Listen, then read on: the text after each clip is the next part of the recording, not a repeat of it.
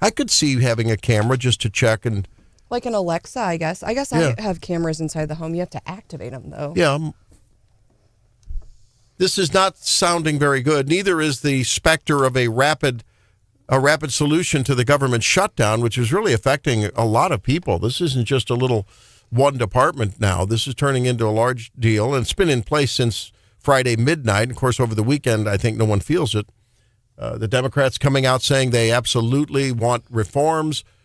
Kristi Noem saying, well, okay, we're putting body cams on. President Trump in the Oval Office yesterday in a meeting saying that when the little post-announcement gaggle with the press said, yeah, this is all 80%. He said 80%. I think it's more.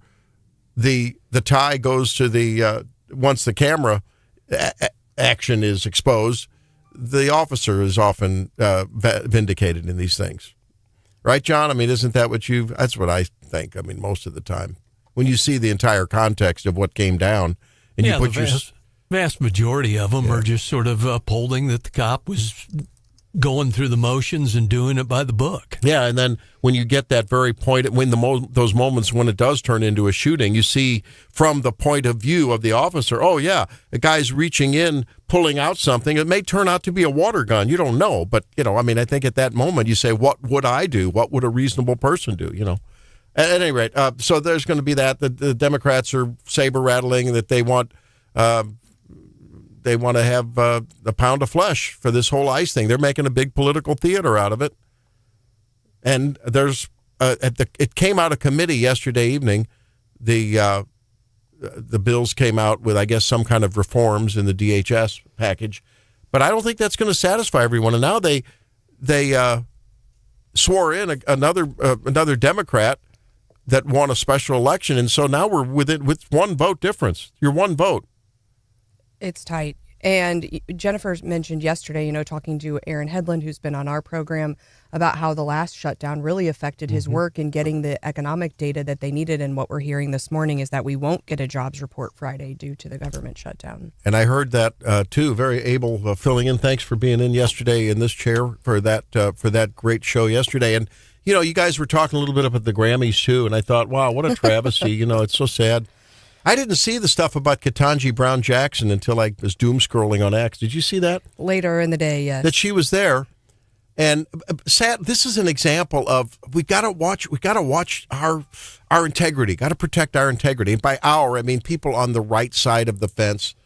That would be correct and politically right. The right side of the fence, that some are posting on there that she was there and she joined in the standing ovation for the ICE out. Well, there's no evidence of that. I have searched hard and wide, long and wide. I have spent time researching it. I cannot find any video evidence anywhere, no how, that she stood when there was either an ovation for Don Lemon or for the ICE out, many statements that were made.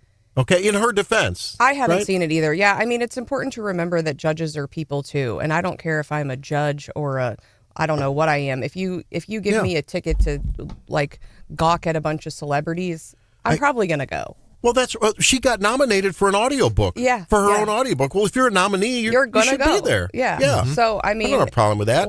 The fact that she was sitting in the audience, people were making a big deal of. Yeah. And you're right. I haven't seen any videos that she was, joining in on all the things. And just because she laughs because Trevor Noah calls her out and points her out and made some comment, and she laughs. So, okay, look, she's got some serious judicial judgment issues to worry about. I mean, can you Not imagine, that she's at the Grammys. I mean, no matter what face you make, if you're stoic or if you roll your eyes or whatever, it's all going to be a news story, right? You're a public figure.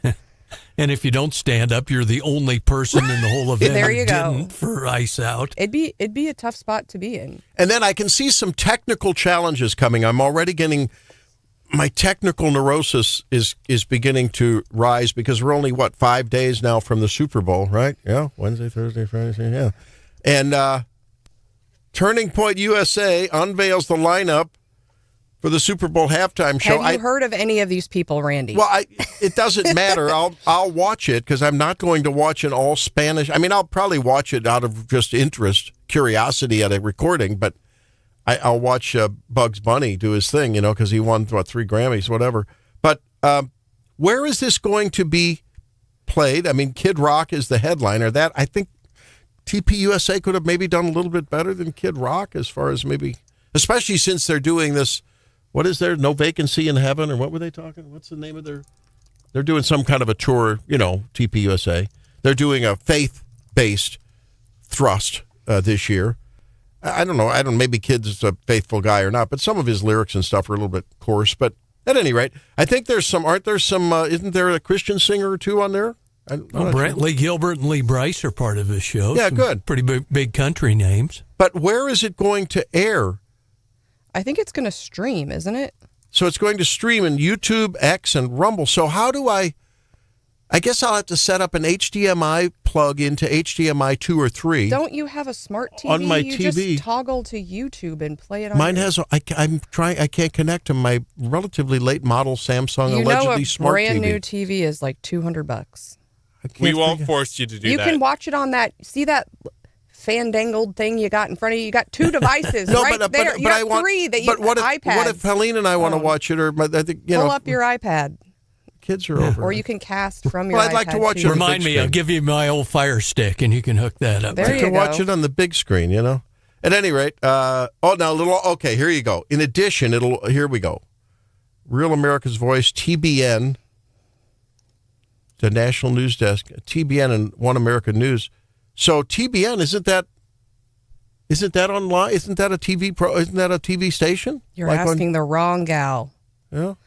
I don't know. But I will say, I'm not super excited about Kid Rock, but I've seen Brantley Gilbert and Lee Bryce in concert before. They're very good. Good. And then Gabby Barrett, you might remember, she sings one of the good ones. Yeah. It's really beautiful. Yeah. It's going to be Is that good. one you had me play before? No. To try to But we can play it. We'll find it for you later. Try to Steph-splain me some I'm country trying to explain you country music because it is the Bell-splaining. best music. Now look, back in the day when we What?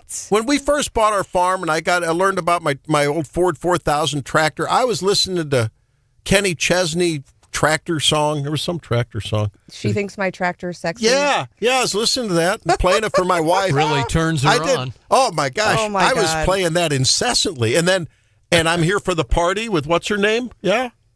I have no idea. Remember, I'm here for the party. Remember that gal? I'm here for the party. What's her name? Everyone knows her. She was on the New Year's Eve thing. I think she did a performance. Gretchen Wilson. Gretchen Wilson. I'm here for the party.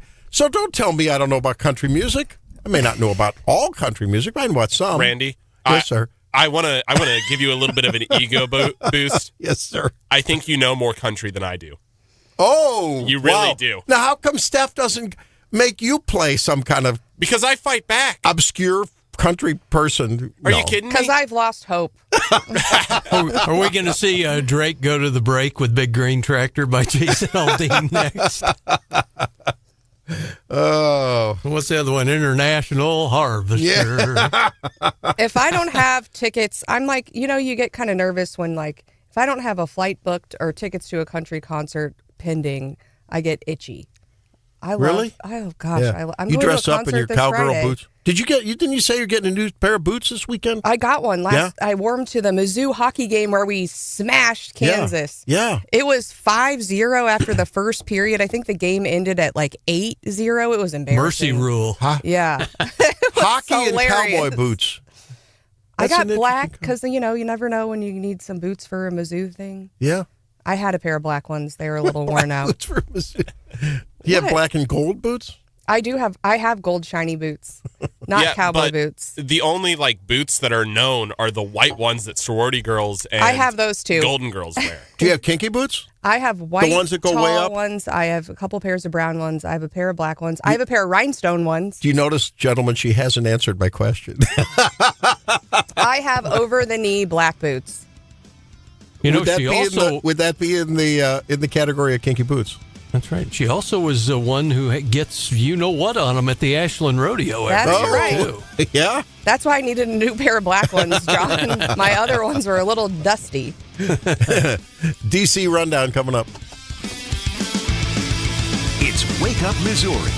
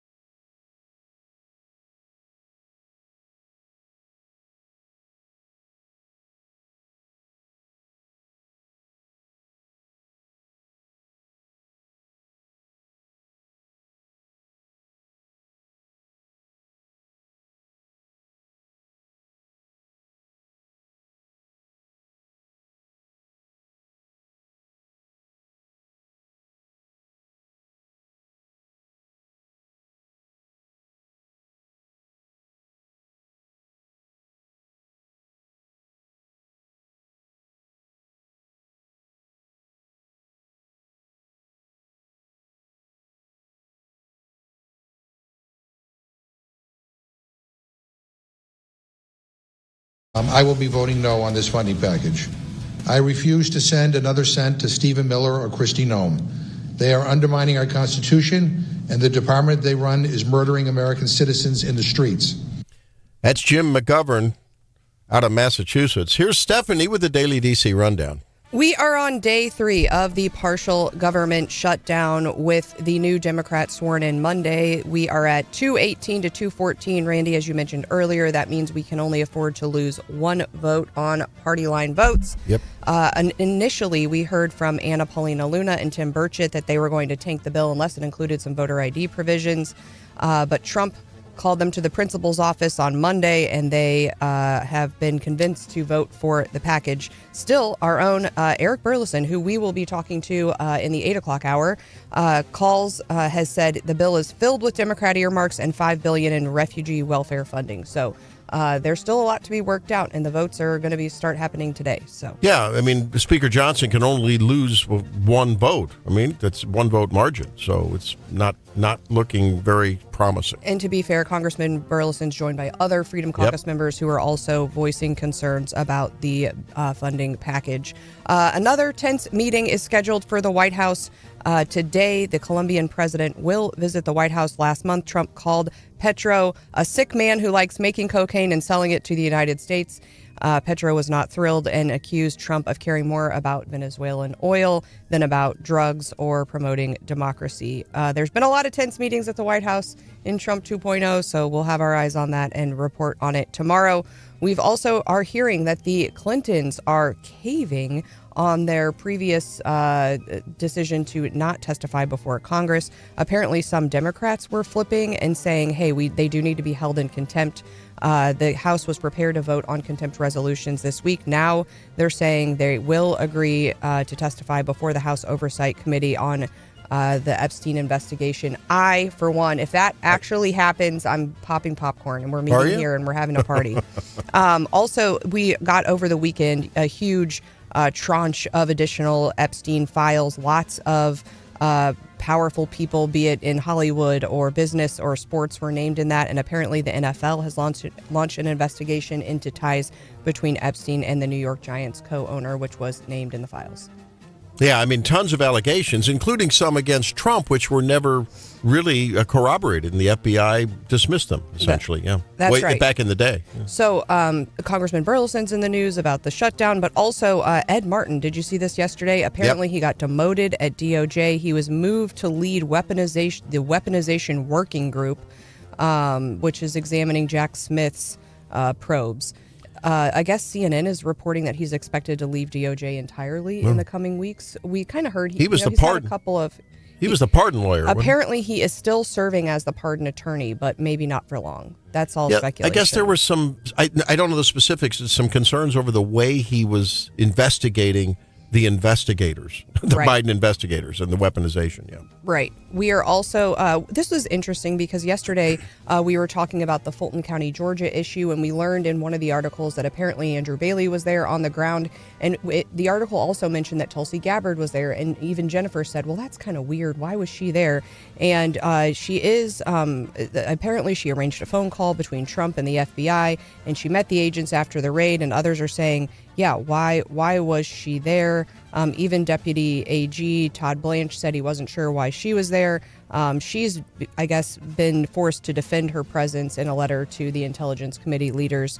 Can we say that there are a lot of colorful characters in the Trump world, administration-wise? That's I think that's understatement of the year.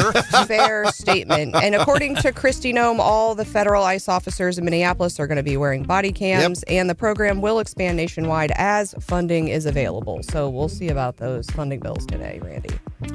Hey, we do need to talk a little bit about the Columbia City Council vote on pedestrians. We'll do that in a little bit. As America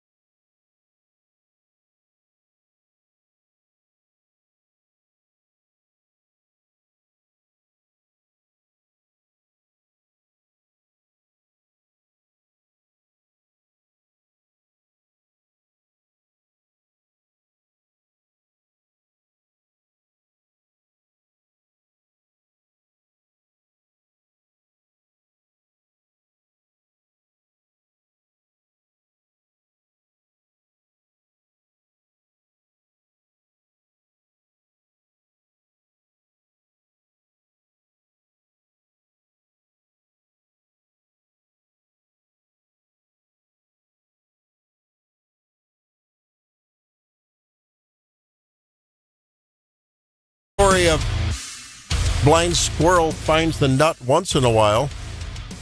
The Columbia City Council passed by 5-2 a quote, pedestrian safety ordinance. I guess there'll be a lot of pans for sale at the Overstock shop. Because isn't this really, ultimately about getting some of the panhandlers off of the medians? Yeah. What are you laughing at, Drake? I hadn't heard a blind squirrel finds a nut every once in a while. You haven't heard that in a while? I haven't heard that. No, it's got me cracking up in the studio. It's one of my major themes. This is an interesting ordinance, and we're going to dig into it deeper with Brian Hauswirth at 7:35. But we had highlighted how Springfield already has a similar ordinance. I think most modern rational communities do. And you have to wonder when you're talking about communities where, especially like in Columbia, where they're going to build a homeless hotel. You don't need to have. Of course, you've said many of the panhandlers are not necessarily homeless people. A lot of them are. That's their business. That's just I've said that. I don't know if you've said it. Someone said it, that it's true.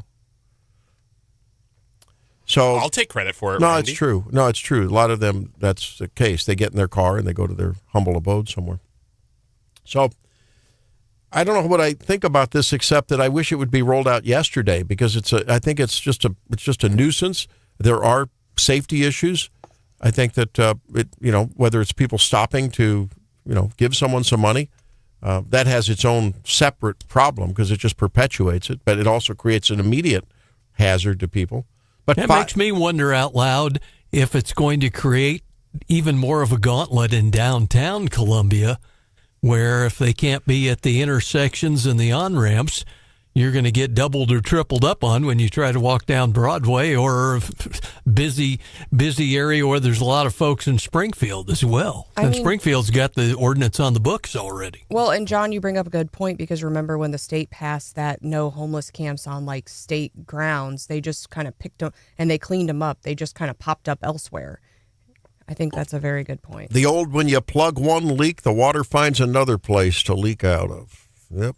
That old theme, huh? And then you get into the whole argument, and I know Brian will address it, the whole First Amendment, free speech argument, which has been ruled that it's not against the law for a panhandler to ask you for a handout. It's protected free speech. Yeah, well, that's fine. They can ask all they want. Exactly. And those city council meetings are long. I wonder how late this one went. I had the opportunity to attend one recently, and it was well into the 11 o'clock hour. But apparently there were 39 speakers on this issue at the meeting, mostly opposed. Talking with Brian, he said it was around midnight, apparently. Oh, my goodness. Well, it is a safety issue, I think. Apparently, there have been 8 reported pedestrian incidents on medians, and they said, and it's only on major roads, like where people are driving fast. They said if you're hit at 30 miles an hour as a pedestrian, you have a 50% survival rate. Yeah. It's interesting, in the ABC 17 story, they say, some comments from a city survey say the ordinance will keep pedestrians and drivers safe. Others, however, say the ordinance targets panhandlers and criminalizes homelessness. Yes. I don't know about the criminalized homelessness, but targeting panhandlers, yes. Get off the streets, get off the medians. I don't want to come to a community as a businessman or ask patrons to come to my business, or if I've got people, bugging me and making the streets ugly, hanging out like that. In some ways, though, I don't know that I love the idea of like legislating common sense.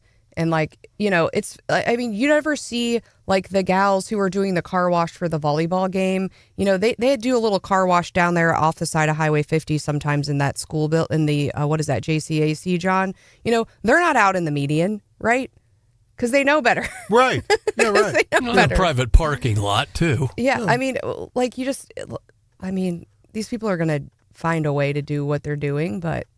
Yeah, and what about law enforcement? About, Columbia is already strained with having enough personnel on board. I mean, how high on the priority list does it go trying to give a ticket to somebody with no visible means of support? Well, I suppose, but we don't know that. I mean, I've heard it said that these people get in cars and go home.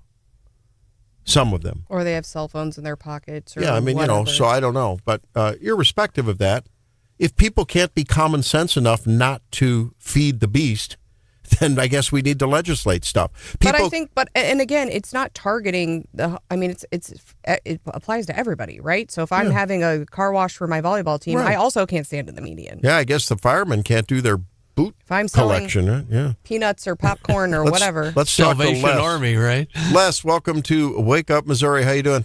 Good morning, Randy. What's up? On Providence and Broadway, every Wednesday for the last, more than 10 years, there's been protesters out there, and this ordinance will be brought to court probably fairly quickly because those people who protested many things over the years, I think back to the Vietnam War, they will bring that to court because I think those people are part of the Peace Nook and things like that. Yeah. This has been tossed out all over the country many, many, many times. Mm-hmm. I wish the city would kind of focus on other things like electricity and sewer and water and not these peripheral issues. Yes, it's an important issue, and I really don't like having this huge buildings down on the business loop right by the power plant. That will become a problem down the road. But this ordinance will go to court very quickly. Yeah, I think you're right. Yeah, no, I was just glad. I guess the biggest thing that comes out of this vote is 5 Columbia council members actually voted, I think, in contradistinction to what many of us would have assumed. Yeah, well, the whole council has been going off on their own little rabbit trail for many, many, many years and really not taking care of what the community and the city needs, i.e. fire department, police department. Oh, there were so millions and millions low on putting down retirement for the police and the fire. That's pathetic. Yeah. That's pathetic. And there will be valid issues on, we need more money for the fire department and the police department. Well, when all of these years they should have been kept up with that as we've gone along. Interesting point. Now, the council did approve revised language saying that pedestrians can't be prohibited from using a major roadway when there's no available sidewalk or path of travel that complies with the ADA. So that may actually exempt some of the prominent places we're talking about. Thanks, Les. See you, Gary. All right, Randy. Bye-bye. Appreciate it. Mike, what say you? Hi. Mike, you're on. Okay, thanks. Yesterday, I was at the 6370 connector, and there's an older gentleman panhandling out there. He dropped something out in the driving lane. He was, with age, he was feeble. He almost fell out in the... Oh, man. Yeah, the driving lane. He had no business being out there. Yeah. But... it is a safety issue, I think, for both motorists and for the people out there, whether they're panhandlers or whether they're just making their way around. I mean, you got to be. It seems to me to be a reasonably common sense ordinance. What? Yeah. But like Stephanie, I don't know. Sometimes I understand what you're saying about personal responsibility and common sense, but if we all had common sense, we wouldn't need stop signs, right? I mean, we'd all just sort of work it out. If we all had common sense, we wouldn't need many of the things that you litigate because we'd all just work it out.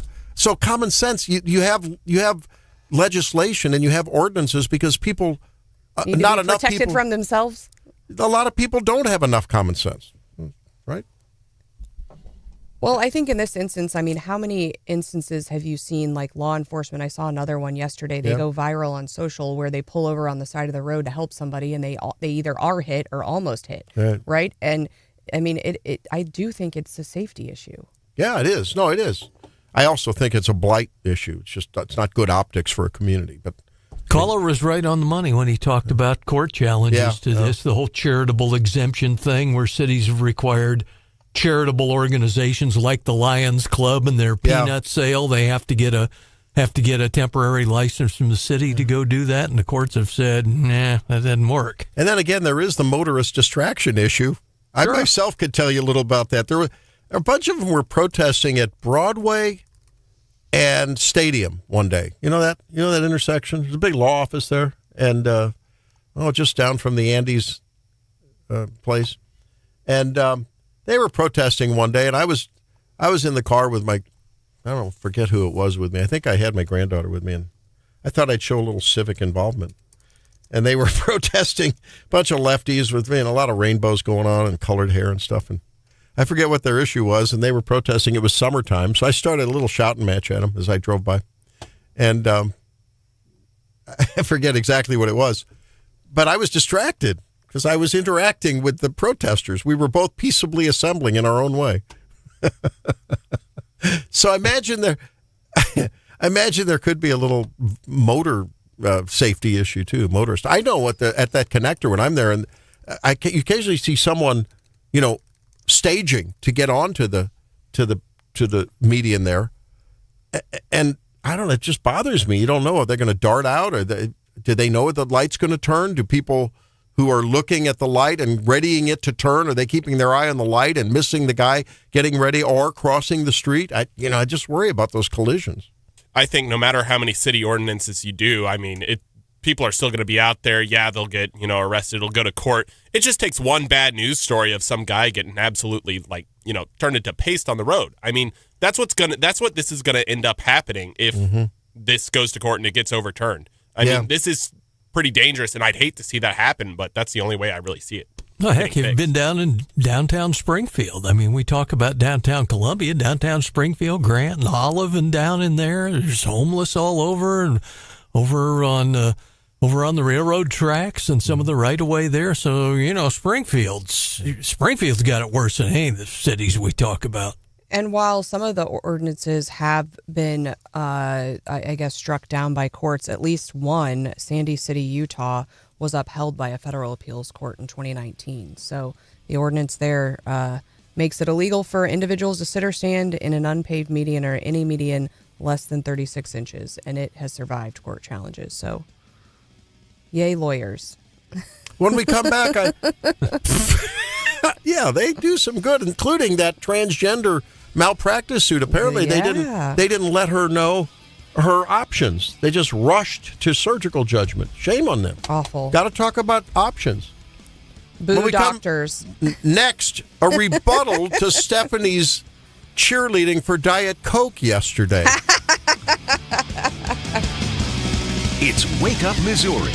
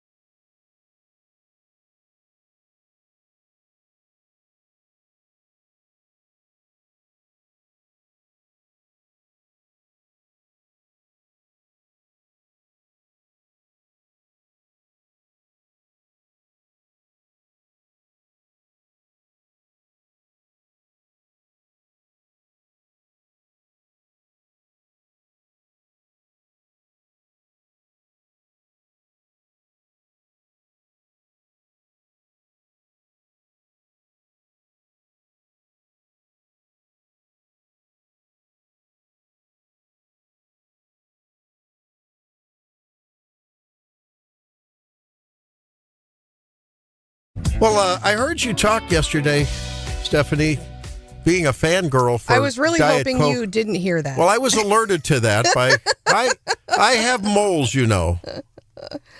I was out yesterday and I heard you talking about that, you and Jennifer, and talking about how this study of some 184 people with type 2 diabetes, by the way, fairly well controlled, had a modest when they were voluntarily switched to either water or diet soda from their whatever they usually drink for 24 weeks. There was a modest, I mean tiny, but statistically significant reduction in their hemoglobin A1C by about a 0.1% or less.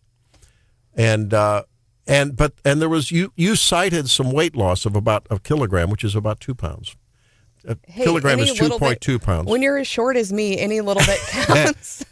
And I actually pulled the study. That was not a statistically significant difference. So that could have happened by... you always want us to follow the science. We're following the science. Hey, I will enjoy my Coke Zero later, as I like to do in the middle of the afternoon. But just for the record, I have creatine and water. I have a little bit of pre-workout and water, and I have hot lemon water. So...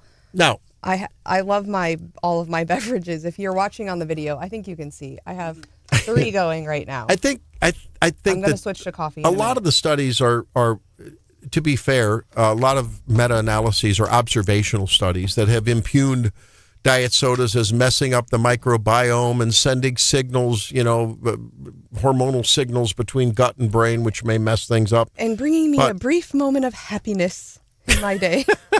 But there's no doubt not to mention your dentist. There was a pretty well done study that showed that there was a significantly different remission rate of people with diabetes, actually. So early diabetes, mild diabetes, that actually it remitted with a change from water from rather than diet soda compared to diet soda. Because, sometimes the diet soda will create some cravings because of the signals it sends. So it sends... They said the little sweet hit of diet soda actually meant that people were not sweet snacking. But it also sends messages to you in a complex cascade that you expect to get the calories, but you're not getting the calories. And there are things going on behind the curtain that then can lead to maybe eating more. There's been some suggestions that it might be related to fatty liver disease development. So I'm not going to, and there is some good data that suggests for short-term weight loss it may be helpful, but over the long term, those things have not been borne out. I just think I'm celebrating your creatine and water and your just some hot lemon water. Hot lemon. There you go. Oh, you and Gavin Newsom. Did you hear about the Vogue story on Gavin Newsom? We read some of it yesterday. Oh, my God. Oh, you talked about it. I missed it. Vomit emoji is all I have to say. Oh, it was like, it was cringeworthy. It was like the green vomit emoji. Yeah. It was a love letter. So, look, I think that the story on diet soda is probably still out. We've switched to more monk fruit as a sweetener if we're going to use a diet sweetener. That sounds delicious. Monk fruit. Yeah. Well, there's something very religious about it as well. Monk fruit. Monk fruit. Wow. But that's not a bad one. I am trying to tend away from aspartame and sodium acetylsulfame.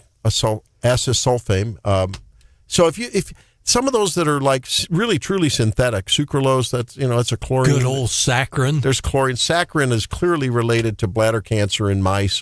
And I don't know. Since I have the mind of a mouse, I don't want to do. Don't come for my sweet tea with saccharin. You like saccharin? I think sweet tea is better with it. Try monk fruit. You'll like it. It's good. For 17 times the price. Or stevia, not bad. All right, when we come back, we're talking to Mark Vargas, editor-in-chief of Illinois Review and a Newsmax columnist. What do the polls say? What does his thermometer say about the midterms coming up? We'll talk with him about that at 7:08. Eric Burleson, 808.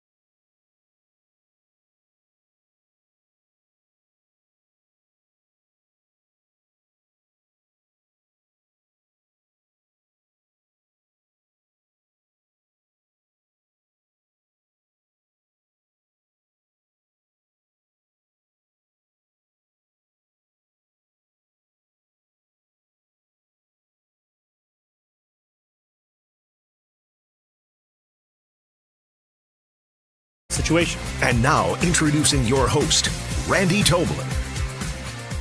Over the past year, my administration has taken extraordinary steps to make sure the United States has all of the critical minerals and rare earths that we need. We're investing in mining projects. We're expediting federal permitting. Well, that was Donald Trump yesterday in a big announcement, basically saying we're going to do public-private partnerships to make a strategic mineral reserve. And another big, bold move by the Trump administration. But there are some storm clouds on the horizon, and the midterms historically mean lots of rain, to continue that storm analogy. Let's ask Mark Vargas now what he thinks coming down the road, editor-in-chief of Illinois Review and Newsmax columnist. Mark, a lot of good things happening, but boy, this ICE pushback and this affordability issue seem to be owned by the Democrats so far. Can the Republicans turn it around before the midterms? Well, good morning from the People's Republic of Chicago. It's great to be with you. Yeah. And there's no doubt that Republicans can turn this around. I mean, the Democrats have been talking about lawlessness over law and order and illegal aliens first and American citizens last. Let's not forget, what we've seen with federal ICE agents and the 1,000% increase on violent attacks on ICE agents. I've seen this with my own two eyes in the Chicagoland area, unprovoked attacks on federal ICE agents. And you have political leaders, Democratic political leaders, not only encouraging it, but inciting violence based on their rhetoric of calling them ICE agents Gestapo and Nazi soldiers and thugs and domestic terrorists. But at the end of the day, this is all about securing our American cities and restoring law and order.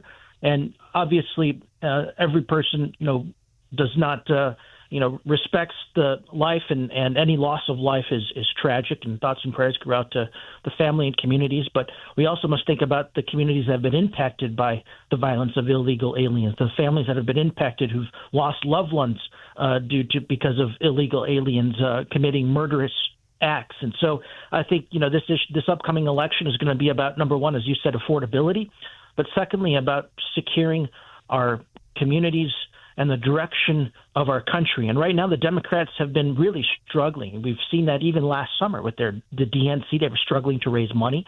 They're struggling to find a leader. They're struggling to find a consolidated voice that aligns with mainstream America. And yet President Trump has just had a historic first year in office, and there's no doubt that Americans are feeling the positive impacts of his actions and his America First policies just in the first year.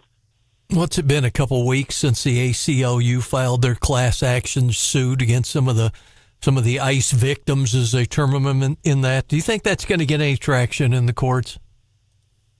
That's a good question. I mean, a lot of these courts are far left, progressive, liberal judges, and conservatives never seem to get a fair shake. But at the end of the day, I think that the message has been just to restore law and order. You think about the numbers, sheer numbers, 2.5 million illegals have departed our country since President Trump took office. But more importantly, 605,000 of those have been deported due to President Trump going after those with violent and dangerous criminal records. And so we can't lose sight that that's the number one priority, is getting these violent and dangerous illegal aliens off of our streets and out of our communities. But I think that the message, the president continues to highlight the violent and dangerous individuals that are being arrested, the illegal aliens, their criminal histories. Secondly, we can't forget that the other job of ICE is to address human trafficking. And every American knows that human trafficking is a major, major problem in our country and impacts particularly women and young children. And so in addition to ICE going after illegal aliens in our communities, we also can't forget that the ICE agents also are tasked with going after human trafficking. They're also doing that simultaneously every single day and reuniting families and communities with children and young girls who have been brutally taken at the hands of cartels and human traffickers. Talking with Mark Vargas from the people's city of Chicago up there, right? The People's Republic of Illinois. Republic of Chicago. Yeah, that's exactly right. Yeah. and also the editor-in-chief of the Illinois Review. But, it's interesting. People are saying that are looking across the political landscape over the past few elections, not including this recent election with the state Senate in Texas, where in a district that Trump took by, 17 points, pretty handily won by a Democrat. We looked at the gubernatorial elections in Virginia, Mamdani up in New York, the New Jersey gubernatorial election. And I think people are fairly saying, hey, this, midterms are tough anyway, but it seems like there's some momentum, and maybe stronger headwinds than have been seen in the past. Are these one-offs, or two-offs, or three-offs, or four-offs, or is there a wake-up call there? Well, there's certainly a wake-up call, and Republicans, we can't. We've got to continue to be pushing our agenda and highlighting the positive impact. But make no mistake, midterm elections are always difficult for a party that controls both sides of Pennsylvania Avenue, Congress and the White House. That's just a historical fact. However, what President Trump has accomplished in the first year has really been remarkable, and Americans have been impacted by it in such a positive way. And so despite, what history tells us, President Trump has defied odds on a number of things, including his election in 2016, beating Hillary Clinton, the Democratic machine. Nobody thought that was possible. So what I've learned is never count President Trump out, and he always seems to find a way to make history and to defy all odds. But there's no doubt about it that there's going to be a lot of challenges, and I think that's why the president and the White House are getting a hold of the immigration and the ICE message. That's why they're pushing affordability and ensuring that Americans have more money in their pockets and their bank accounts when they go into vote in next November in the midterm election. So I think there's a lot of positive things going our direction. There's no doubt there's challenges, and I'm not going to discredit that. That's true. That's real. But I think that we've got the infrastructure and we've got the right messaging, and you continue to push. The Democratic Party is represented by Mamdani of New York City. I mean, that's the face of today's Democratic Party. That's something that mainstream, traditional John F. Kennedy Democrats, that's the type of policies that they don't align with. And so I think we continue to push that. Midterms won't be as bad as the pollsters will indicate. Well, and that's what I wanted to ask you about is the pollsters. Like, we're seeing more and more polls that, I agree with what you're saying. I think we are on the right path, but it doesn't seem to be translating into the polls we're seeing. Are the polls wrong? Are the people not understanding? Are we doing a bad job of messaging? Why is there, I think, such a disconnect between what we're seeing in the polls and what, we're seeing the Trump administration accomplish? Yeah, we've always seen sort of a disconnect in polls. I mean, you remember all the major polls had, Donald Trump losing these elections. And so there is, there are issues with polls. I'm not going to discredit all of them. But, I think we could always get better on messaging. And there's no question about that. But what President Trump is, he is a marketing and messaging genius. And even Democrats that can't stand him, they all will acknowledge that he has a unique gift of understanding what the everyday, hardworking American is feeling. He has become, the MAGA movement has become a voice for the voiceless. And so President Trump hears them. He understands their difficulties, and he's able to translate policies and translate America first into ways that impact the lives of everyday Americans. And so I think if he continues to use that gift going into the midterm election and giving a voice to the voiceless, the American people will respond and once again prove a lot of these pollsters wrong. I mean, you can manipulate. Listen, this happens on either side. You can manipulate polls to say exactly what you want it to say. You can write questions to get the answers, to lead the witness to get the answers that you want. But I think everyday Americans, no doubt, are feeling the benefits of the Trump presidency. I mean, look at mortgage rates, rent, inflation, again, safety in our communities, exposing the waste, fraud, and abuse with DOGE, and how wasted billions and billions of taxpayer dollars have been going everywhere except into the pockets of American citizens and programs and projects necessary for American citizens. So we continue to hammer that message under President Trump's leadership, and I think the midterm elections are going to look better than what others expect. Has the left, and I guess the right for that matter, forgot about Barack Obama's comments from, 10 years ago or so? And felons, not families, and I've deported 80% more over the last couple years of illegals and all that. Have they forgotten about that, or is it just more of the demonization of Donald Trump?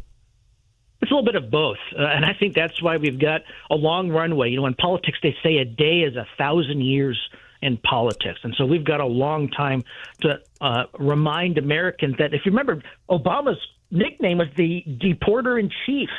And the left talks about, Trump put kids in cages, kids in cages. Well, guess who was the president that put kids in cages?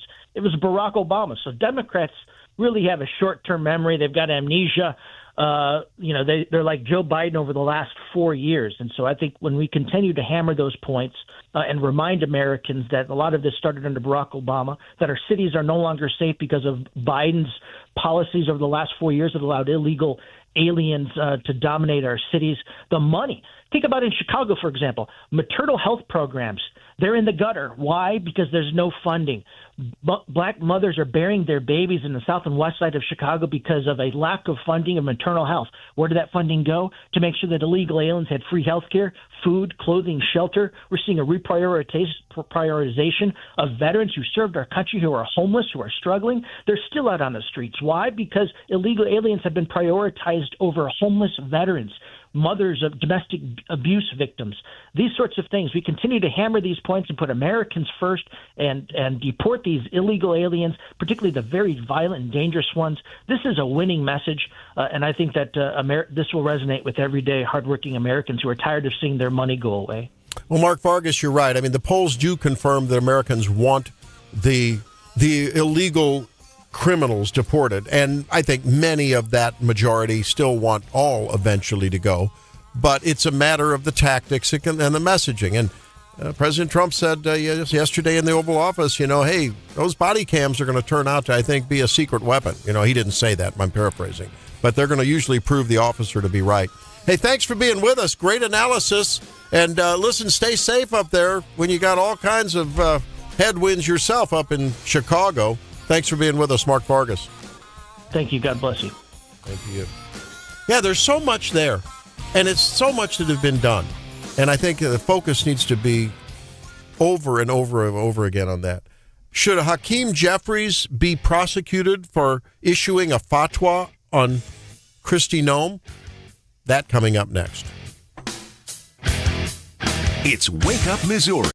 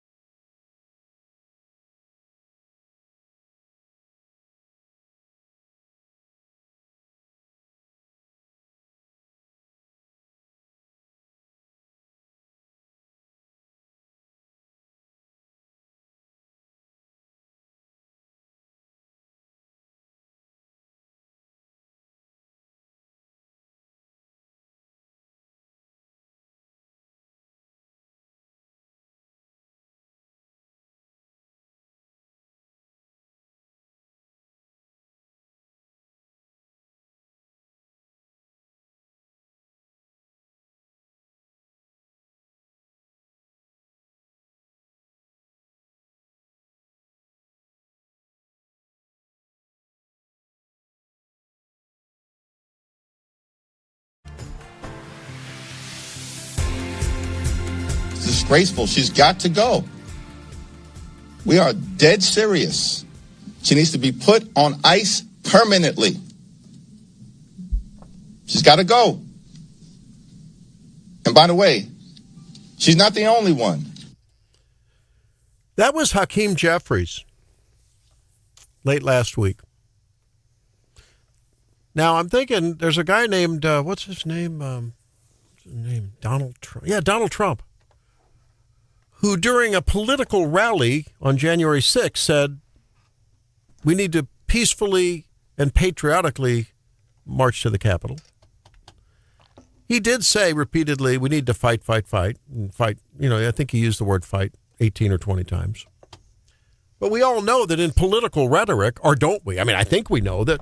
How often do politicians say, I'm going to fight. We need to fight for women's rights. We need to fight for the right to choose. We need to fight for our borders. I mean, Republicans, Democrats, they all say it. Fight is sort of, I think, an accepted term that does not necessarily imply violence, I think, just by precedent and by common standard. On the other hand, thinking about James Comey's shells in the sand, remember that, John? He said we need to, what was it, 67? Was it the term that he wrote? We need to 60. Yeah, what was it? 67 him or whatever. Okay, here's what, I mean, look it up. When you say put someone on ice, that has a specific meaning. It's disgraceful. She's got to go. We are dead serious. So that's the politician saying dead serious. She needs to be put on ice permanently. Now, I thought we were trying to lower the temperature. What does put on ice mean? So we'll just say, what does put on ice mean? Let's see. What does putting someone on ice mean? It could be to delay interaction on someone, but others definitely would say that that means that, you mean someone needs to be, taken out. Sleep with the fishes. A picture of seashells is coming to mind. Yes. 86. I'm just saying, look, I think we all know he wasn't calling for her to be eliminated like in a murder kind of a way. But he's in a leadership role with a party who they impeached Donald Trump over allegedly the same kind of incendiary language. Who knows if the attack that almost killed Steve Scalise, remember that kook in the baseball practice with the GOP, legislators practicing? Crazy people that have false beliefs and delusions will do crazy things when endorsed, validated by people in power. That's dangerous language. Hakeem Jeffries should know better. By the way, I think he should try out for the remake of Thriller. He might get a role there. Well, just look at those eyes. I'm telling you. When we come back, we're going to talk again about pedestrians in medians. I think just local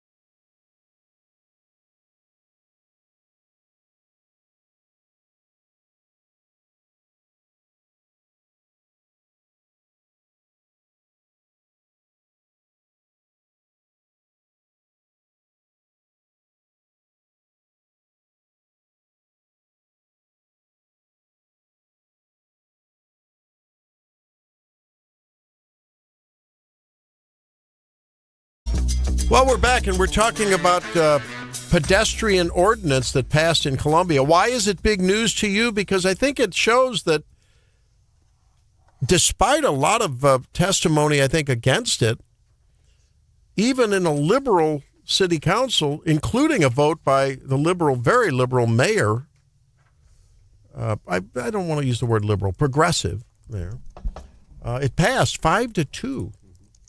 So we're trying to figure this out. We're also trying to figure out the specifics of what it means.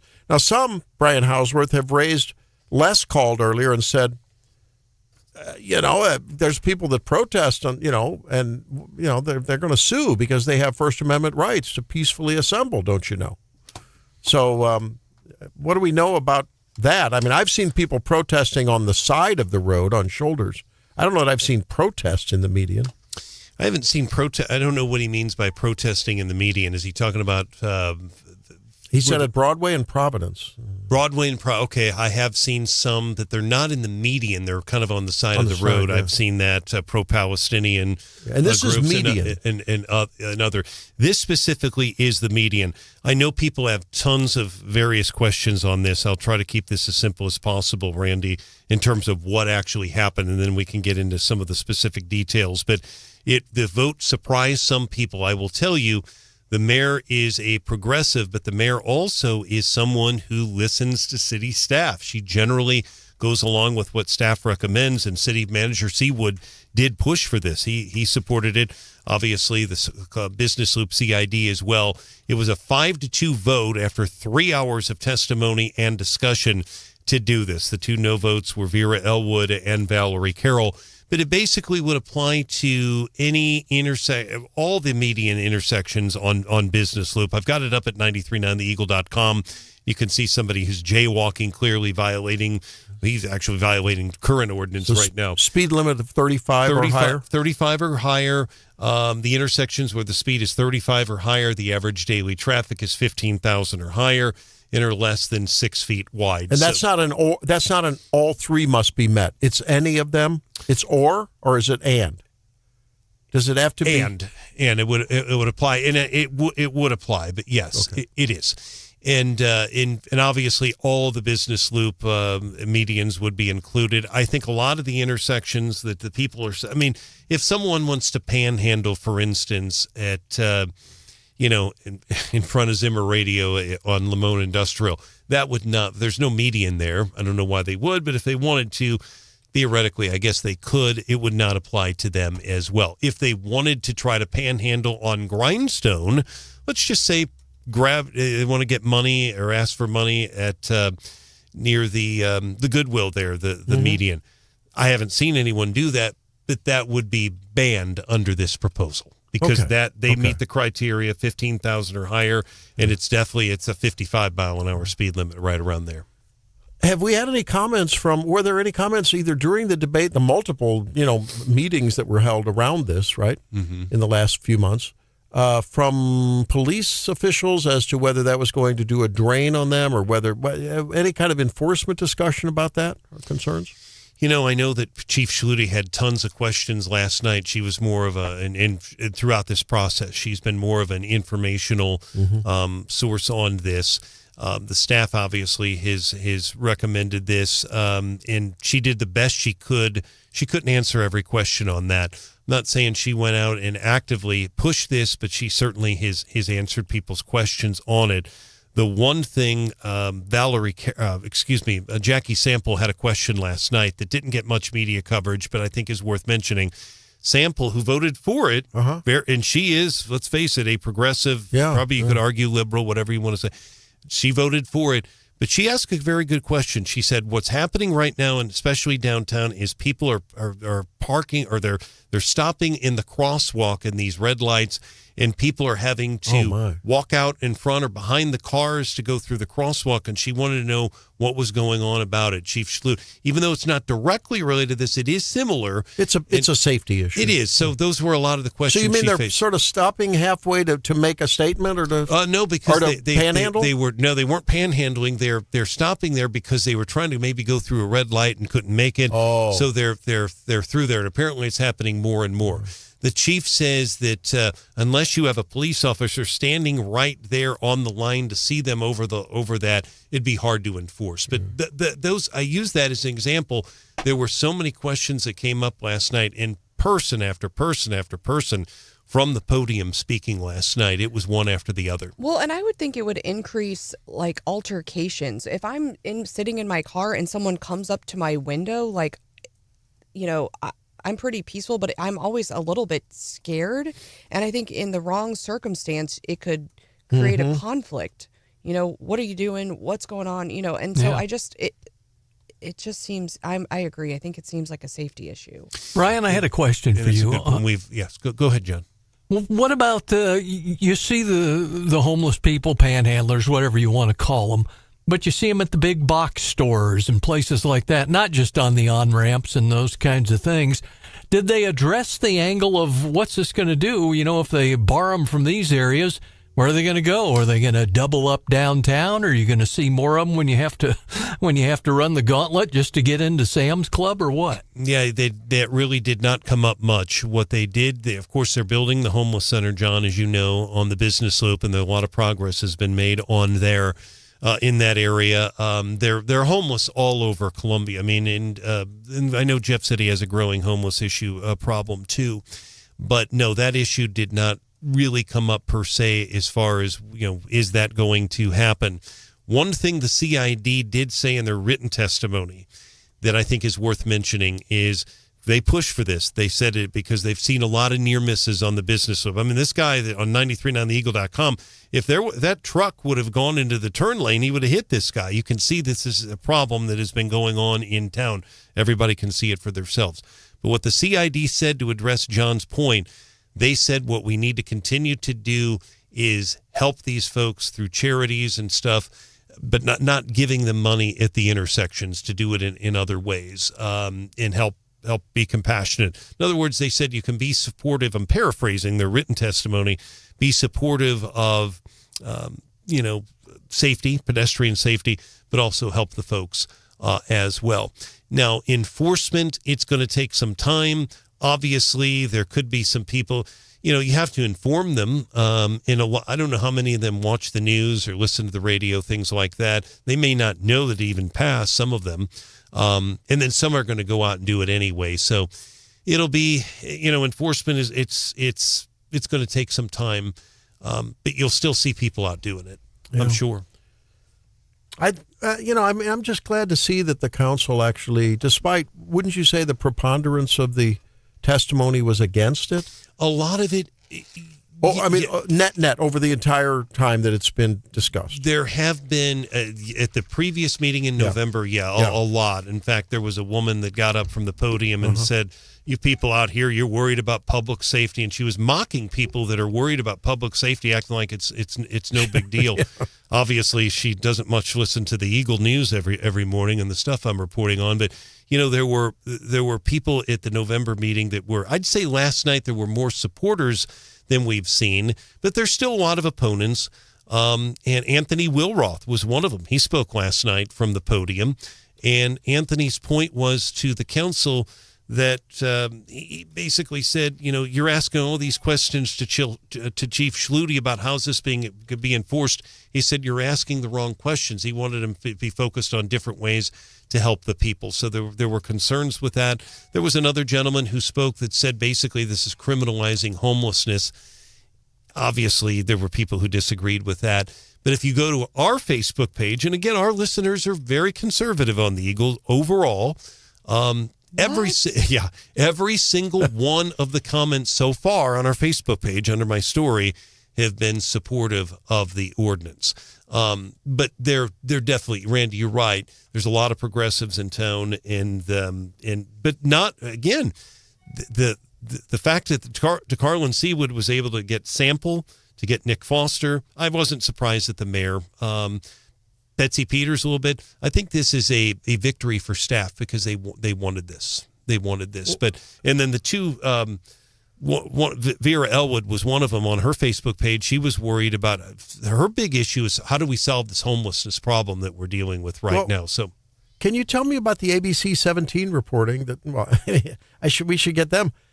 they make this statement. Carroll said none of the boards or commissions that reviewed the proposal supported the ordinance. She's talking about the bicycle commission, and she is talking about the pedestrian and safety, the what do they call it? The people that are on the disabilities commission. That's what she's referring to. But not the core city staff. The staff of Seawood and his staff supported it. Well, good for them. Yeah.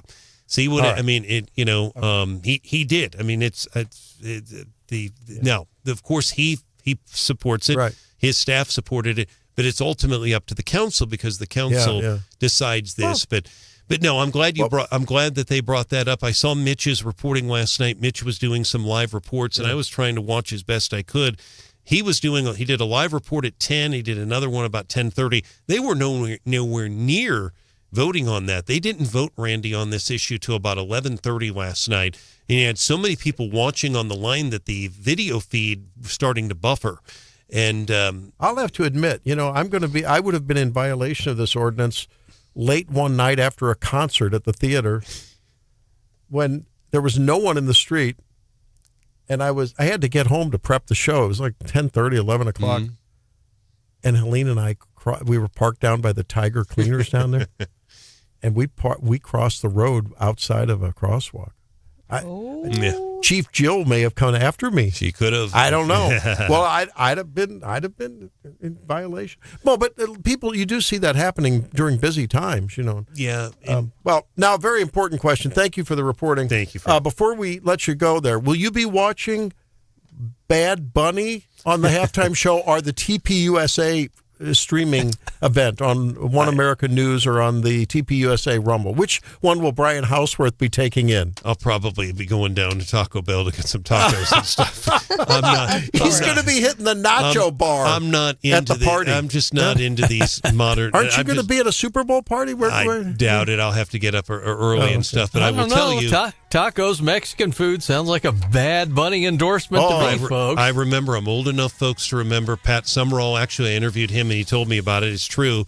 Summerall, when he was live, said the halftime show one time was a guy dressed up, put a rocket on his back, got lifted in the air about 10 feet. Yeah. That was the halftime show. That was it. The people thought it was the biggest thing, and I miss those days. Like the man from Glad. Yeah. There you go. Thank you, Brian. Good reporting. What's going on, John? I tried to clean up my act, but all I ended up doing was creating a power vacuum. Whoa. The Swiffer of them all, John Marsh, when we come back. It's Wake Up.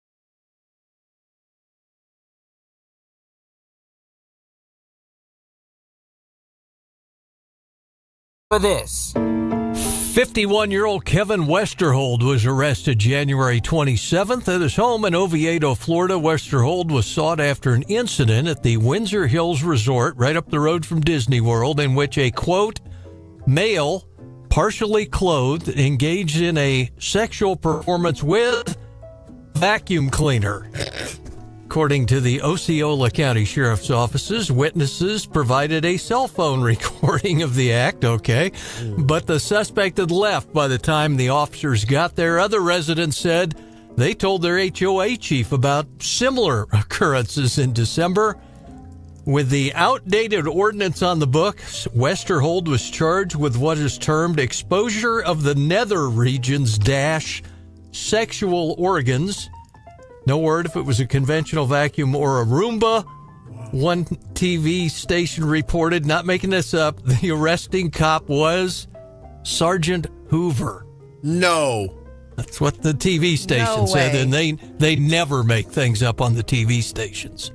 Well, if they wanted to put an end to it, they could just make sure the next vacuum cleaner he did that with was a shark.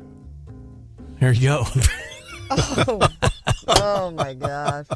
Ah, yes. Might be the last time he does that. Just saying.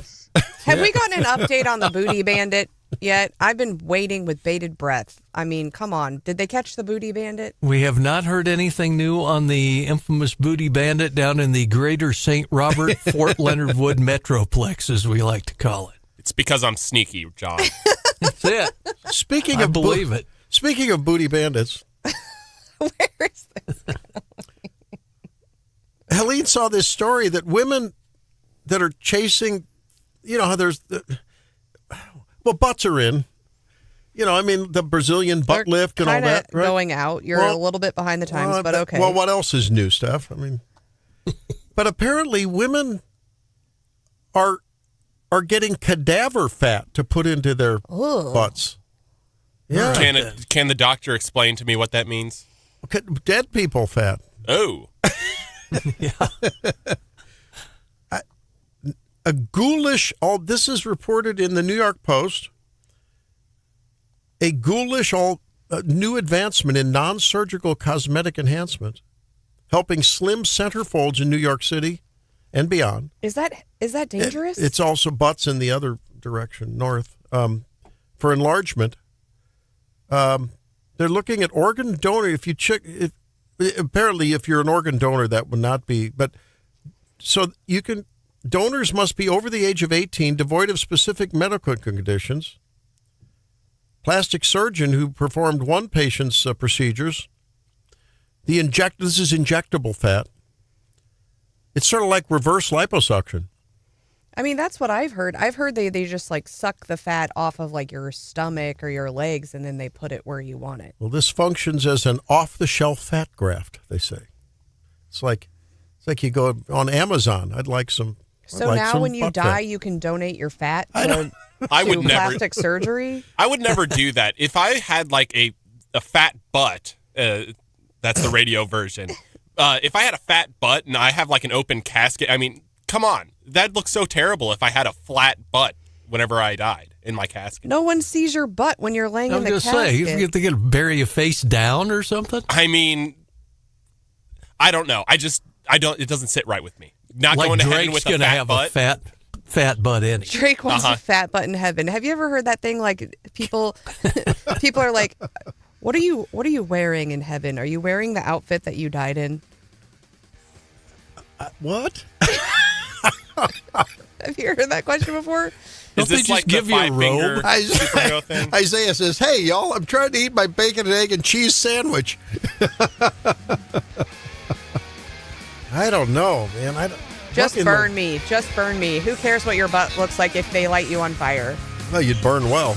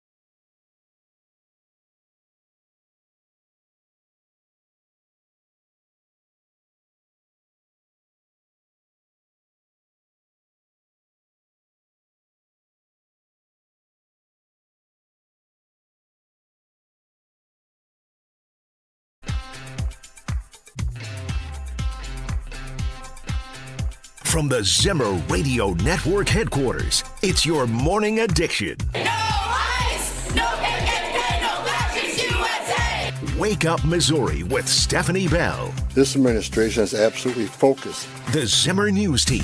We expected for months that when we entered City Hall, we would likely inherit a grim fiscal situation. And now, introducing your host, Randy Tobler.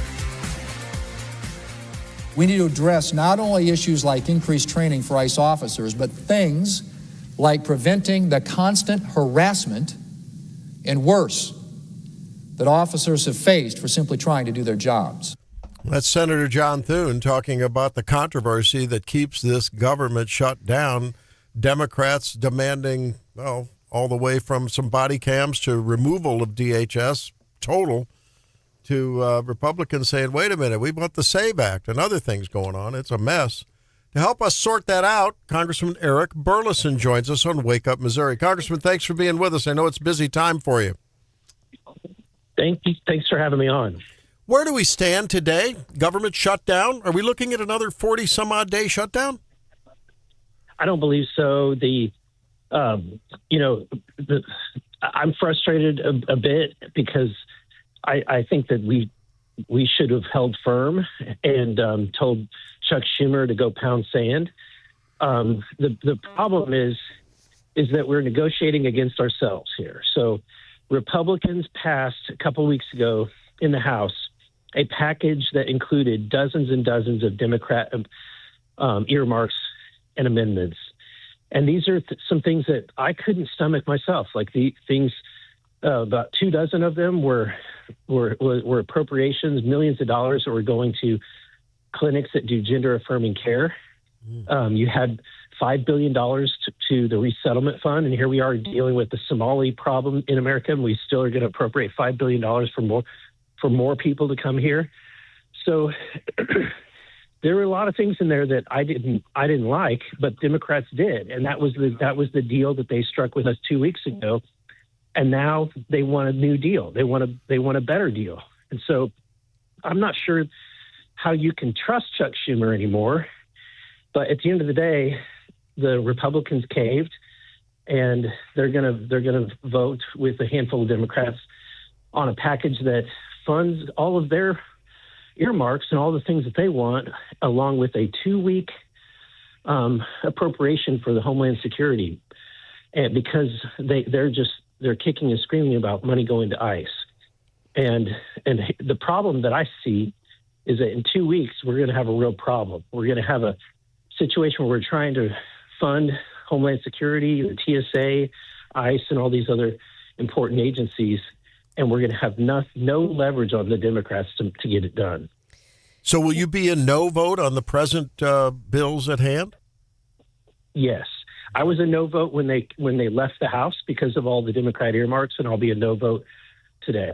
But you've suddenly become way more powerful with the swearing in on Monday, right? One defector from the Republican side means these things go down, right? Well, unfortunately, the way that the dynamic works, there's so much stuff in there for Democrats that you'll see Democrats join with Republicans to pass this. Is anything going to come, Congressman, of the push to have only American citizens being involved in national elections? I mean, is that going to come to pass? It would seem that would be something, a tit for tat. If they want body cams and whatever, I mean, can't we get some kind of voter ID or something? So we talked about that as a strategy. I say we, the Freedom Caucus, talked about throwing a monkey wrench in this whole system and demanding that we get the SAVE Act added as an amendment. After talking it through, we realized that's probably not feasible for this bill because we would just be giving Chuck Schumer an excuse for shutting down the government. So we had talks with the White House on what is a feasible path to passing the Save America Act, that we can actually force the Senate to vote on it. And what we came to an agreement on is, and what we're still hashing out today is this plan to take a Senate bill, gut the Senate bill, a Senate bill that has passed the Senate, gut it, replace it with the language that is the Save America language, and then send it back to the Senate. And by doing that, you cut the opportunity for the Democrats to filibuster in half. So they only can filibuster for because in essence they get 4 bites. Each senator gets 4 bites at the apple if you in a normal bill, but if you send a bill back, they only get 2 bites at the apple to filibuster. So it will give if the Senate Republicans would hold on, they can actually outlast the Democratic filibuster. They haven't done it in a long, long time, but this is what Senate leadership and the White House is floating. That's Congressman Eric Burleson from Missouri's 7th District joining us on Wake Up Missouri. Congressman is kind of in the weeds on the Senate bill about war and health and senior services and all that, how they'd be funded. How does the funding for Homeland Security factor into the wording on that bill, or is it still up in the air?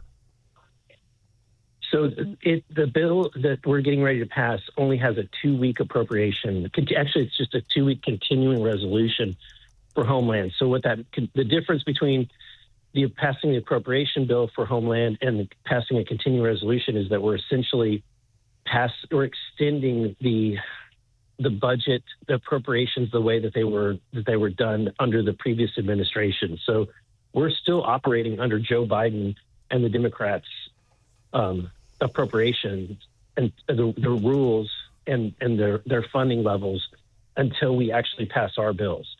Every time we pass a continuing resolution, we're just extending the policies of the Biden administration. So the Democrats are basically have been able to convince Republicans and the White House and the Senate that they'll let us pass our appropriation bills on everything but Homeland, and then we would do a continuing resolution for 2 weeks on Homeland, which I think is setting up a nightmare scenario where in 2 weeks we're going to have to be giving up quite a bit to the Democrats. We will, all their demands about, whether it's ICE agents leaving Minnesota, or taking their masks off, having to have warrants for people who are not even U.S. citizens. All of those things will be demands that we'll be fighting over.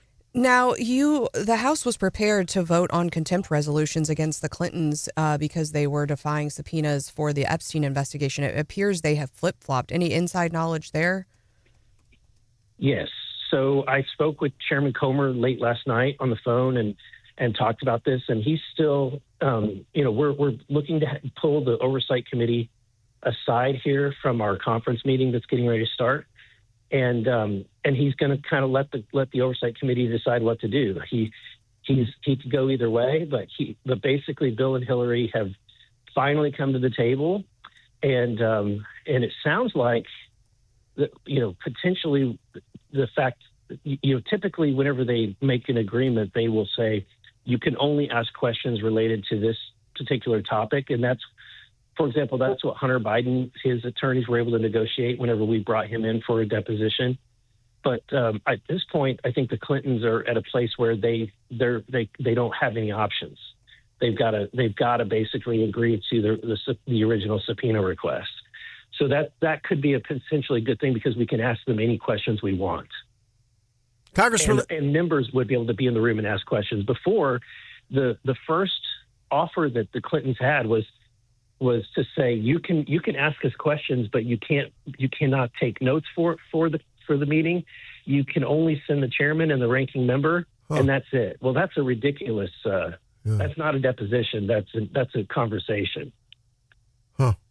Congressman, I'd like to listen to something that the leader of the opposition party said last week, and then get your reaction to it, especially in light of the J6 persecution and, indictment of Donald Trump. We are dead serious. She needs to be put on ice permanently. She's got to go. And by the way, she's not the only one. He's talking about Kristi Noem. That was Hakeem Jeffries saying that that's a euphemism, at least in mob culture. Yeah, for killing somebody, yeah. I mean, are you kidding me? What is there a censure resolution afoot or not? That's the first I've heard of it. I mean, him saying that. That's really, that kind of rhetoric is what's causing these problems. So he should be ashamed of himself. And, yeah, I'm going to be now that I've heard that, we need to have some conversations about what actions need to be taken. I'll send it to your office. I'll send that clip. I mean, it's Please that's do. untenable. I mean, when the temperature is so hot already in this country, I mean, I think that's irresponsible. And the double standard in terms of how the media judges people that are, on the Republican versus Democrat side is just reprehensible. Yeah, absolutely. The truth is, we Republicans should not be backing down from what we are doing. The American people voted us in, and the American people wanted Trump to shut down the border and to deport all of the illegal immigrants, and that's what they're doing. The fact that that's happening in a peaceful way in 49 states, but you've got this chaos that's happening in Minnesota because they won't cooperate. They release these criminals into the communities, and then they fight law enforcement whenever they try to go apprehend these, not only just people that are here illegally, but criminals who have committed crimes here while they're here illegally. And the fact that that's somehow okay. I mean, when did it become okay to attack a law enforcement official? Whether you're armed or unarmed, it's not okay to attack law enforcement. And so I just think that the problem is when Republicans cower and start running for the fences or running away from a topic. The truth is these law enforcement agents are risking their lives. We owe it to them to have their back. And instead we're questioning everything that they do and trying to put a spotlight on every decision that they make in these very critical gut instinct moments that I don't think anybody would want to be in. It's just an amazing world we live in, and now the division even among Republicans that regarding various things. It's tough to watch with the midterms coming up. Well, Congressman, thanks for joining us. I know you're busy, and we appreciate your time. We look forward to our next conversation. Hopefully, we won't be running up against another cliff when that DHS resolution bill comes up. Hopefully. Yeah. Thanks so much. Thank you. Take care. All right, when we come back, let's see what the morning bell is tolling. Stephanie brings that next. It's Wake Up Missouri.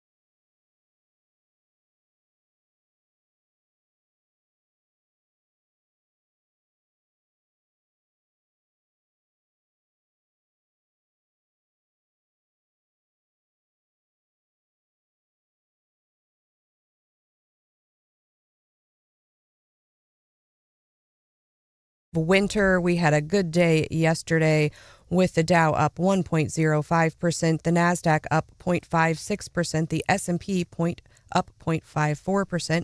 Most of those gains came amongst consumer staples, industrials, and technology. Now, we were expecting some more economic news out this week with the jobs report, the first jobs report of the year, due on Friday. We have heard now, since we are partially shut down, that we will not get the jobs report on Friday. Of course, we had delayed economic reporting during the last shutdown, and so no word yet. I think they even skipped some of the months because the shutdown last time went on for so long. I suspect this will just be delayed. I think, was it September, October we didn't get, or we got late finally, but yeah. That's right. So overall, stocks are doing good so far this year, but and I would mention as well, the gold and silver markets are kind of wonky all over the place. A lot of volatility there. Also, if you're invested in crypto, not the best start to your year. It was really hot there for a minute last year, but now I think it's, it has been dipping below 80,000 and folks are starting to get a bit nervous about Bitcoin. Something that you shouldn't be nervous about, and I think I know the answer to this question, Randy, but I'm going to ask you anyway. Have you ever driven a minivan? Oh, yeah, we had one. Ford Aerostar back in the day. Oh, yes. Was it a fancy one? Did it have like the curtains and the TVs or anything? We actually had a fantasy van at one point. Yeah, with the captain's chairs. Fantasy van? That's what it was called in St. That Louis. Like a mystery mobile? There was a place called a fantasy van, and they would convert the big traditional vans. And it had like from Scooby-Doo? Yeah, captain's chairs and the whole deal, yeah. Mm-hmm. Well, you'll be maybe surprised to know, maybe not. Minivans now are 2.4% of the car market, their highest share since 2019. Wow. This article says there's been a rise in minivan millennial dads. I'll be darned. And so there were almost 400,000 minivans sold in 2024. That's up 21%. Dads are leading that charge? Millennial dads are driving the growth, not just suburban moms. I remember the day in radio, that was the only station vehicle we ever had was a minivan. Yeah. I'm telling you, I have a minivan. It's awesome. It's the best van I've ever drove. Yes, it is not my daily driving vehicle, but I mean the stow and go. You can put the turtle shell on top. You've got tons of pockets. You can fit a bunch of stuff in the back. And like if you've ever moved, riddle me this. You can fill the back of a truck. You can get more stuff if you lay the seats down in the minivan. You can get more stuff in a minivan, and it's covered. So I'm here for the minivan resurgence. Maybe the increased demand will lower the price. I keep thinking as my kids get older, maybe I will like phase out and I'll get like an SUV or something a little bit, more posh. But I don't know. I might be a minivaner for life. What kind of mileage are the minivans getting now? Oh, I think my last one got 200,000. Yeah, no, but I mean miles per gallon. Oh, I don't know. Yeah, like everything else, better part of 30 for a lot of them. And a lot of them you can get just about all of them in all-wheel drive and all. That sounds like SUV type mileage. Yeah, that minivan, I mean, it drove up a mountain in snow last year, drove down a mountain. It has been, I mean, it's a workhorse. Apparently, the fantasy van did not make this list, Randy, but the Chrysler Pacifica is the best-selling minivan overall with a 2% year-over-year increase. And the other one they mention is the Honda Odyssey. That's the top minivan among millennials. But yes, millennial dads are driving the growth of the minivan sales. New buyers are predominantly men about 40 years old. Yeah, I don't know. Remember the conversion vans, John? Yeah, that's what we had. Yeah, that was basically a big standard van, and then they put, captain's chairs in it and stuff. It was fun. Yeah, it was good. All right, well, when we come back, if you're a gig worker, maybe you sell some stuff on eBay, the IRS is going to want some of that. Stay tuned.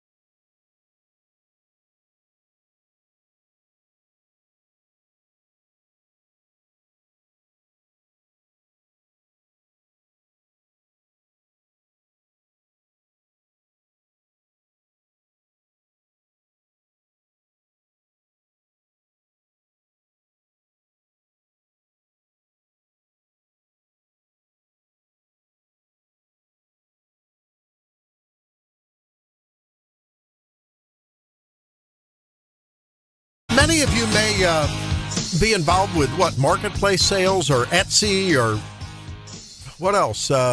Craigslist, if it still exists. Yeah, and of course eBay. A lot of people buy and sell on eBay. IRS is cracking down on the 27% of American workers that have some form of a side hustle. According to a Bankrate survey, that's how many percent, so over a quarter of you. So for a lot of it, it's sort of negligible. The median hustler in 2025 earned just $200 a month. But if you think that income is too small for the IRS, according to this story, think again. Apparently, the infamous Inflation Reduction Act, little Freudian slip there, of 2022 allowed the agency to modernize the operations. There you go. Thanks for that AI, Stephanie. Yeah. No, they're using It's helpful. They're using some modern data and analytics. I don't want to pay more taxes. If you're not paying your fair share, then you need to pay it. In other words, Taxman is a tax bot now. But this is also teaching you how to get around things, because I was worried. I knew they were like kind of spying on our Venmo and our PayPal, and for a while they were proposing like if you hit $600, they were going to report you. But what this is saying is that Venmo and PayPal report accounts with 200 plus transactions or 20,000 annually. So hey, just stay under those numbers and you get a free 20,000 is what this article is telling you. Know what frosts my buns as a small business owner? Maybe you too. If you pay someone I don't have lawn to mow outside our office, right? It's a building. But if you pay someone to mow your lawn, some kid to mow your lawn, and you pay them more than, is it $400 or $600? You have to tell the IRS that you paid someone, right? Cash. No matter what you paid them, doesn't matter. It doesn't matter. You have to submit something that says that you paid them something. But wait a minute now. So they're reporting that, aren't they? So now I have to be there. That's the point. If Many it's not a aren't. 1099, if you're not a business to business. Many aren't. Okay. And I think, wait a minute. That's like me with prescribing. I'm now supposed to, if I prescribe John a Tylenol with codeine because he sprained his ankle, I've got to technically go in and look at the prescription drug monitoring thing. I've got to be the policeman now and make sure John didn't go to 3 other doctors and get Tylenol with codeine to divert it to Drake. Whoa, why am I getting thrown around here? No, I'm just saying. You know what I mean? They ask, why does a taxpayer who happens to be a business person have to be, I don't understand this. If we're supposed to be in the honor system, which is what the income tax system is, that's on them. Why should I have to go snitching on them? That's on them. I mean, you have to fill out those 1099s and get them all sent out. The whole thing stinks. Part of it. I think it's just a checking mechanism. I also, who are these people who are making $20,000 on Venmo and then how does that go into your system and not be reported? It's not cash. So, whether the bank or the government's looking at your accounts and reporting it, I think you're going to get caught. You're talking to someone who, with businesses, I track every dollar, every expenditure, every penny, right? And I know this is weird, but I do that with my personal finances as well. And I try not to do too many transactions in cash. So, if you want to know how much money I spent at the nail salon, I do not want to know. Last year, I can give you a pie chart, right, of every dollar that was spent, where, when, what.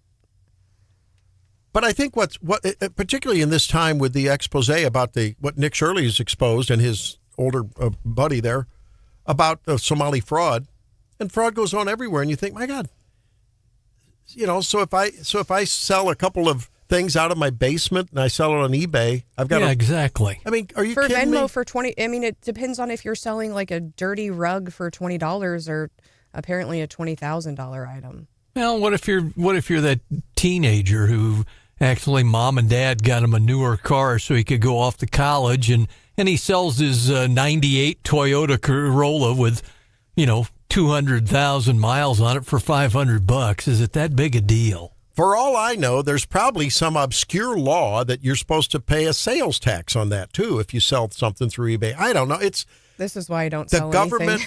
The government is an addict for your productivity, ladies and gentlemen. They are addicted to it. they plunder you, and then they give you a little bit back with a program if you fill out all the right paperwork. Yeah, I mean, program. That's what. And if not, they come after you for it, plus a lot of interest. Yeah, this is a good reason why you should just donate all your old stuff and get a deduction. I mean, I remember I think I got a tax benefit when my last car, I could have sold it to somebody. It was rough. And we found there's a local place that'll take your car and fix it up and sell it to folks on the auction, and you get the tax benefit for the donation. Now, granted, I think my car was worth all of like $1,000 at the time based on the Blue Book, but I'm a big fan of donating your goods. Apparently, the agency does say that you only need to report any side income above $400 a year. But it'd be really pretty easy. What? Any amount you earned from ride sharing apps. Well, renting out a portion of your property. So if you've got a cabin in the country and you rent out a room for hunters from, whatever, New Mexico to come up and do some deer hunting for $1,000, for a that's week. income to you. You owe tax on that. But I would say, John, it'd be hard to make $400 on Marketplace, I would think. But you don't have a business to deduct that. If it's just a mother-in-law room and she's not using it, she's a snowbird. You don't have a business. You're charging your mother-in-law to No. If you've got a spare room. That's why she's not using it. If you've got a spare room and you rent it to a hunter, but you're not a business, you're just a family that's got a spare room and you rent it, and you make $600 because it, whatever. I mean, really? Then you count it. Then that hunter tips you, and then it's not taxed anyway. There you go. Is that what we're not giving anybody any financial advice. I don't know. But I think just tell the hunter Bitcoin only. I mean, I think if we have the tools to catch people who are evading the system, then we should use the tools. I don't think we should crack down on, selling a $20 pair of shoes. And at the same time, we are absolutely okay. We're okay with insider trading with our legislators. Who said they're okay? We have so many things that are such bigger fish that need to be fried than some kid making $400 because he sells his built Lego things, Drake. I'm just saying. I don't know why I'm catching strays today. This is fun. This is fun. That's why. I mean, this is kind of like my same argument when we get to the tax issue in Missouri, right? When we're talking about, what was it, $9 billion in Somali fraud, and now we're going to crack down on the gal who's sewing something and selling it on Etsy. Right. Like, it's a magnitude argument. Yes, and that's my the same point. argument when we come to Missouri taxes. You want to save me, pennies on my Missouri income tax or reduce it, an income tax, I think, is a legitimate cause because I think it boosts your economy, blah, blah, blah. But when we're talking about like the end of the year property tax, compared to my federal income tax, it's nothing. And so I think you're right. I think we need to look, when we're talking about these problems, magnitude matters. And when we're talking about, we just talked to Mark Vargas about how the midterms are going to come down to affordability. And when you're talking about affordability, this is a way that people can make, a couple dollars on the side, and it's not worth it for us to pay 10 more IRS agents or for the software to do this to try to recoup, $20 off the person who made however much online. As tough as the economy is for those people that are actually trying to do stuff like that for a side hustle to make ends meet. It's about bang for your buck. So cutting down the Somali fraud is a lot of bang for our buck. While we're hammering on the tax system and the income tax, I have someone in my orbit who's very, very butthurt because they took on a little part-time job. Their husband is not paid well for what he does. They're homeschooling their kids. Little part-time job. And they are going to net. It's to the point where they're debating whether or not she should continue to do that because it kicked him up just barely up into a new tax bracket. Great. And the tax consequence there. Now, there is something fundamentally Can you throw that into like the kids' celestially wrong with that? You could put that in like an investment account or a 529 to get under that, couldn't you? Again, I have a tax professional, so I don't know. But then you have to hire an accountant for $5,000 to figure all that out. I mean, we should have one tax rate, whether you make $10 or you make $10 trillion. Give me 10% of it. Sorry. One page, one text in report. No? I mean, can't we? This is the same argument, and I think Cindy O'Loughlin's talked about this with Medicaid. You know, people that try to pull themselves out of poverty and out of dependency, they get hammered if they go to work and if they start climbing out of that hole. There's something fundamentally wrong with that. I've had friends that get Social Security, and if they earn a little bit because they go do the Walmart thing or they go do this or they have a consultant job or something, you know, their Medicare premium goes skyrocketing. Did you know Medicare premiums are income-based? Income-based? I did not. What the hell? I mean, it's just, and you know, if you go $5 into a bracket, suddenly your Part B Medicare goes from $150 a month or whatever it is, 75 to like $300 a month. Really? Does anyone have a problem with that? I do. But so the other day you were criticizing. Arbitrary. Well, and the other day you were criticizing me. You said, Stephanie, you care a lot about money because, you know, I'm sick of this, but I'm not betting that the government's going to change their plan. I think so. My goal is to just make so much money that it doesn't matter because I know that they're going to get it from me one way or the other. And the only person that can protect me and the only person that's looking out for me is me. Or you could just commit tax fraud. Like, that's always an option. Well, that is not an option. Does that 573-874-93.9? Does anyone agree that we disagree that we have the politicians, and by the way, we elect those politicians, have an addiction, an unbelievable, insatiable, opium-level addiction to our money, to your productivity. And they're just going to find a way to get it for you so they can spend more. Are we That's asking what they them do. today or are we asking them on April 15th? Yeah. And there's just so many ways that we get bent over, excuse the French, because of these. You try to do the right thing and you earn a little. Oh, my God, I don't want to work harder because it's going to throw me into a bracket. That's really the American way. I don't want to work hard. Oh, it's going to send me into another bracket. You got to be kidding me. We should do all we can in this country to incentivize productivity, not punish it. If Stephanie bills another 5 hours to advise me on how to do a 529 to reduce my taxes to whatever, okay. Not a CPA. But you yeah, shouldn't be punished for that, though. You shouldn't be punished for offering value. All right, when we come back, we'll wrap it up with leftovers. It's Wake Up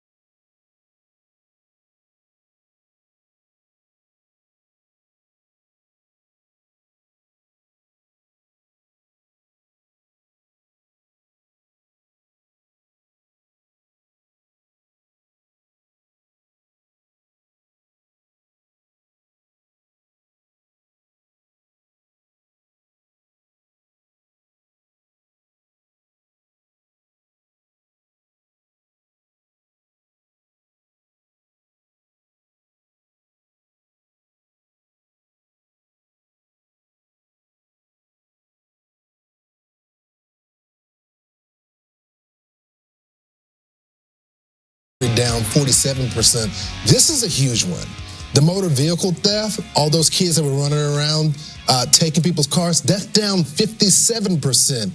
All crime is down 26%. Stephanie, how come we don't hear the messed up NBCs and the CNNs and the CBS and the ABCs talking about that? Because all they want to talk about is Minnesota. Minnesota. Yeah. ICE out. ICE out. They say the real crime is coming from the ICE and Border Patrol agents.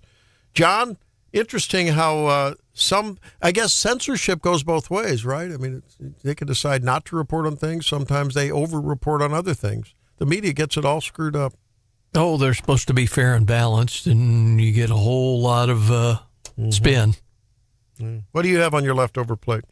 Well, it's kind of a sad story. A missing woman found dead in the wreckage of her car. 35-year-old Amanda Rogers of Eldon disappeared early Saturday. She'd left Eldon to pick up her kids in Camdenton, and she was found in her crashed car off of Highway 50 Monday. And the deputy said her car was off the road and couldn't be seen because of the trees, and she was dead in the vehicle. Oh, my. No one else with her? Didn't indicate that. I wonder if that was when we're getting our weather and all. So. Oh, that's a shame. Yeah. All right, for my leftover, it's hard to follow that up. It really is, because that's a sad story. But my leftover is that the Blues still suck. I just wanted to let everyone know. They had a 5-3 lead at the beginning of the third. You're kidding me. Again? Yeah. They blew it? Final score, 5-6. Oh, my. Whoever these losers are. Oh, my goodness. In SH. So has Binnington just collapsed, or is he no longer the starting goalie? I don't follow them as much anymore. I don't know what the problem is. I just don't know. He was such a phenom in their Stanley Cup run, you know? Yeah. Wow. That's what happens when you go up against the Preds, I guess, huh? Is that what they are? I was trying to decipher that. I don't know hockey. I just know Predators. The so Nashville Predators. Now, John, you're a historian of sorts. You know, and maybe you know about this, Stephanie. You're Mensa level IQ. You know the Tongva tribe? You ever heard of the Tongva tribe? No. Yeah, Southern California. They want their land back from Billie Eilish. America was stolen from the Native Americans, meaning that we have no right to enforce laws today, chiefly immigration laws. By the way, Billie Eilish lives in a $14 million mansion in Los Angeles on property that was once inhabited by the Tongva tribe. So far as we can tell, she hasn't taken any steps to return her mansion and surrounding property to its rightful owners. Now, wasn't she the one that said that there are no illegals on stolen land? Yeah, that was her line at the Grammys. Sign it over. What's that called? A quick claim deed? There you go. Do that? Yeah. Quick claim deed right now. Come on, Billy. Sign over. Perfect. Sign Be over. a perfect place for the Tongvas to put a casino. Yeah. There we go. I like it. Well, I am looking at new polling out this week, Randy, from Harvard-Harris. They have already started doing polling for the 2028 presidential primaries. Newsom, surprisingly, isn't at the top of the Democrats' list. He's only got 30%. Harris beats him out at 39%. Wouldn't that be a gift? Wow. Wow. Kamala Harris. AOC sits in third at 12%. And on our side, they've got Vance at 53%. And I thought this was interesting. Trump Jr. edges out Rubio. Trump Jr. sitting at 21% with Rubio at 17%. I thought Rubio would be higher. Yeah, I would think so. We got a lot of time, but it'll be here before we know it. Trump has mentioned Vance and Rubio in the same sentence more than once. Oh, yeah. Would that be a dream ticket or not? I think we got to get Eric Schmidt in the mix. Yeah. He's sure been making some waves one way or another in the halls of Congress, on the media, and, of course, on the cable media as well. Tomorrow, we bring you an update on the pending government shutdown and other stuff. Join us then. Bye.